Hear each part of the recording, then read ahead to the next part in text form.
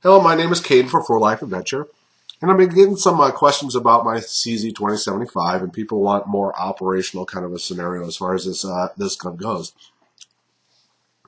Now, I normally don't say this because I find it highly annoying, but since I will be manipulating and firing it, this gun has been safety checked. La la la. Magazine. All right. So okay, so that's been taken care of and wasted 20 seconds of my life and other viewers' lives.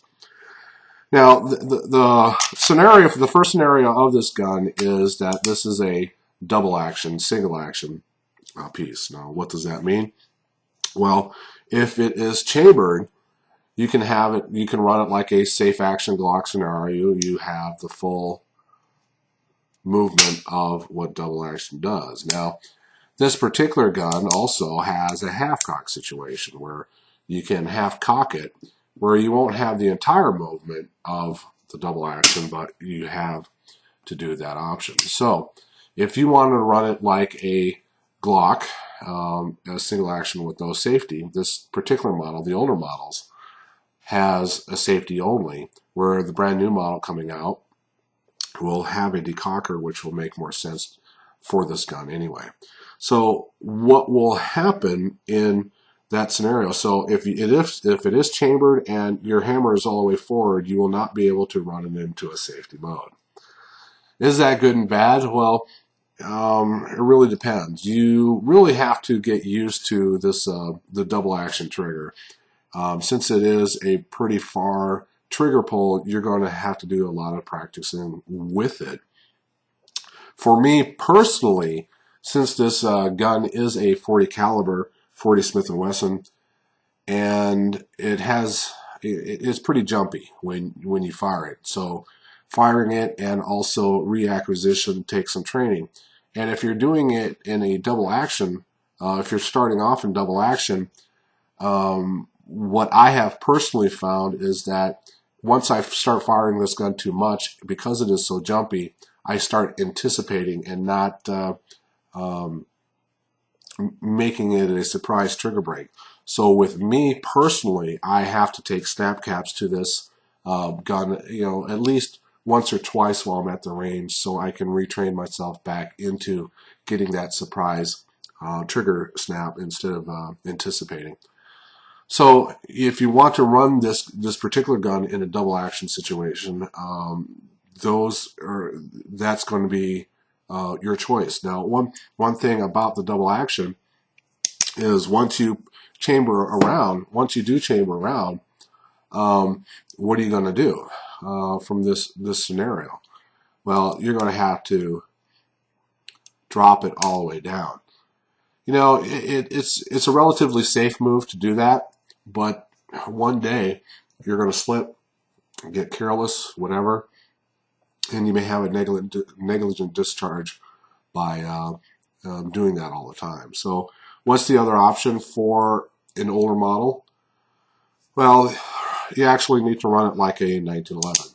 So that the hammer will be back, the safety is on, the safety will run like this. Now, the good thing about this is what? Well, you'll be able, now the safety is off, you'll be able to run this into a single action, okay? The single action movement is not very significant, and it is very easy.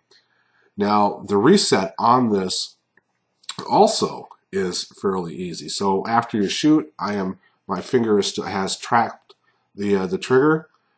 Now let's just simulate it, this coming back, and I just have to move my hand a little bit to reset it.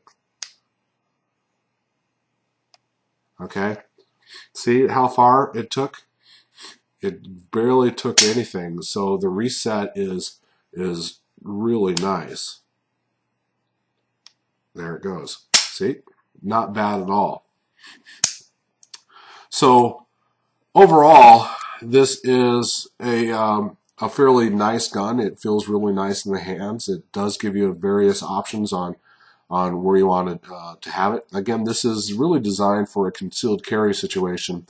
The only thing I will say about it is if you are running it into a 1911 style and it is concealed, this is going to be sticking out, and you're having the and may get snagged in some clothing. The sight, the rear sight also is nice when you're actually shooting it, but as far as a concealed carry thing, it gives you the ability to get something snagged on it, something else. The only other thing that I'll talk about it is, excuse me, since this is a subcompact handgun, the people have always asked me, how does it feel just having the two fingers on it? Well, what I've actually tell them is this, is that this right here, this bone right here, this metacarpal, is actually a floating metacarpal, and it doesn't give an overwhelming added support. So when you are actually here, this is giving little added value as far as control goes. It just boils down to comfort. There are some handguns, and I don't know if the CZ really has it. I haven't looked at it because I don't care, where it gives you that pinky option. I don't know if you can find one or not. Maybe the new CZ models does. I don't think it's the older one. Now, how do you know if it's an older model? Some people have asked me, okay? This particular model, the 2004 model, you're going to find it right here. Other newer models, you're going to find it here. You're going to have the year of the manufacturing on it. One thing I will say about the 2003, 2004 models, they were having ejector problems with it and feeding issues with it. And CZ, from what I've heard, has always had a very good customer service response for that.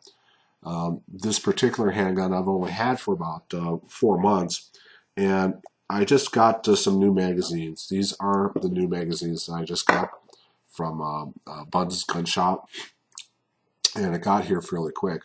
Where the original factory magazines that I had, it was binding with hollow point bullets in it. So I am going to be taking another concealed class here on the 18th or 19th of February, and I will be using this gun with the new mags, and we're going to be testing it from there. If the gun still does have some issues as far as the hollow point goes, I will be contacting the CZ, and we'll go from there. And if I have anything added extra to say about the CZ 2075 with the customer service, I will let you know. But otherwise, I'm very pleased with this handgun. It feels real nice. Just me getting to know it has been a lot of fun over the past 4 months.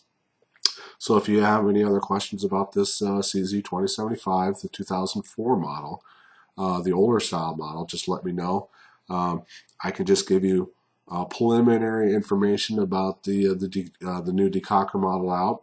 I know it is out on the CZ27 P01 series, so if you want to go to a gun shop and play with that particular model, it's basically just a steroid version of the 2075, what that's going to be for the new model itself. So again, this is Cade for Life Adventure. Bye.